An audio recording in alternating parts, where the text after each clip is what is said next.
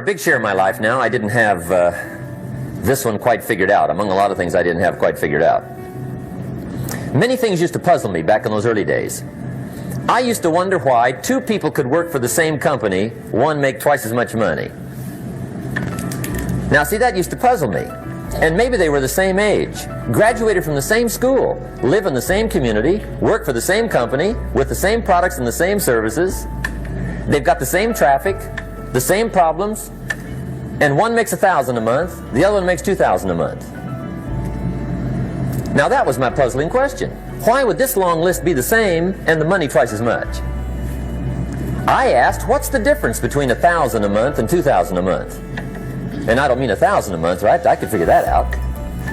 But what makes the difference? Why would one person do twice as well, 3 times as well? Speaking economically. Now, I know there's more than one way to do well. I understand that. But in this little narrow area called compensation, what's the difference?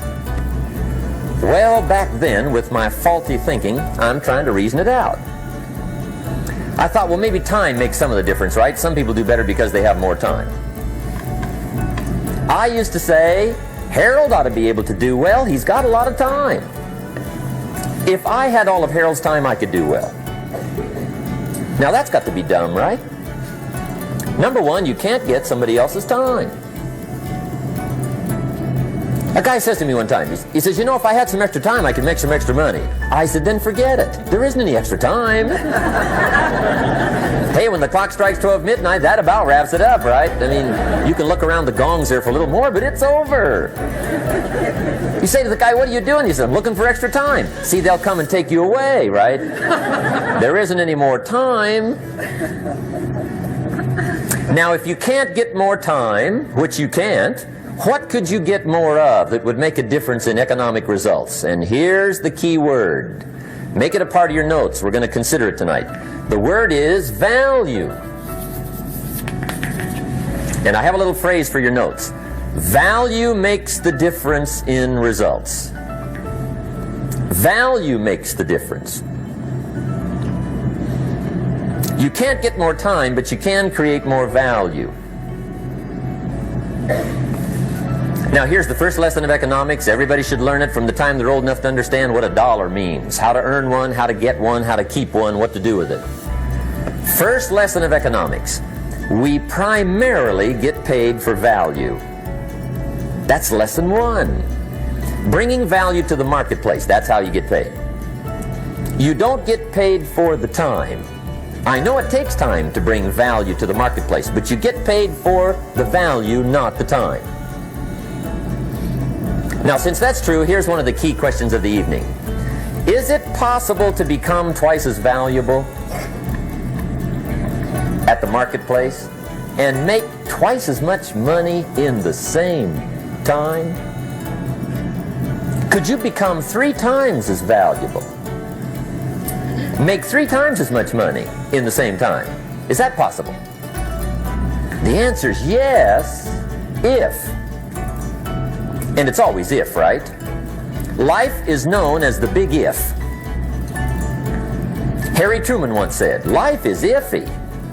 How true. And here's the big if we're going to consider it tonight. It's possible to do much better at the marketplace if you go to work primarily on yourself. And that's the theme of our seminar tonight. Learning to work primarily on yourself.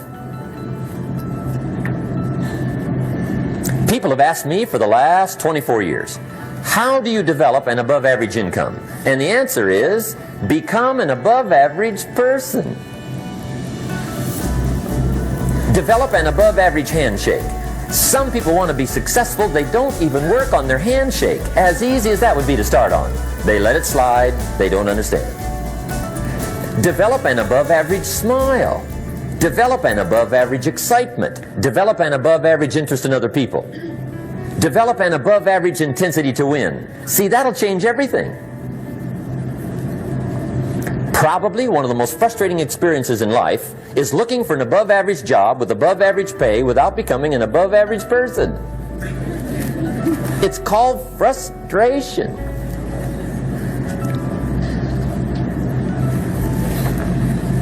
And Mr. Shoaff gave me probably the greatest clue he gave me when I first met him. He said, Jim, if you want to be wealthy and happy the rest of your life, just learn this lesson well. He said, learn to work harder on yourself than you do on your job.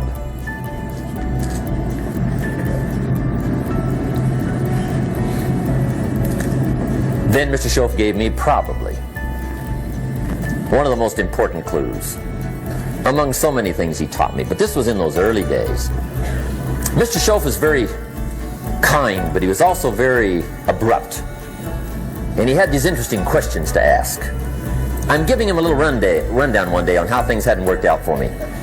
He said, Mr. Rohn, I've got the answer for you if you will listen carefully. And listen carefully I did that day and for the next 5 years. If somebody's wealthy and happy, you gotta listen. He said, Jim, I've only known you a short time. But he said, it's already my honest opinion that for things to change for you, you've got to change. That wasn't quite the answer I was looking for. But that's the answer he gave me, and I pass it along to you on this warm summer evening in Anaheim, California, 1981. For things to change for you, you've got to change. Otherwise, it isn't going to change.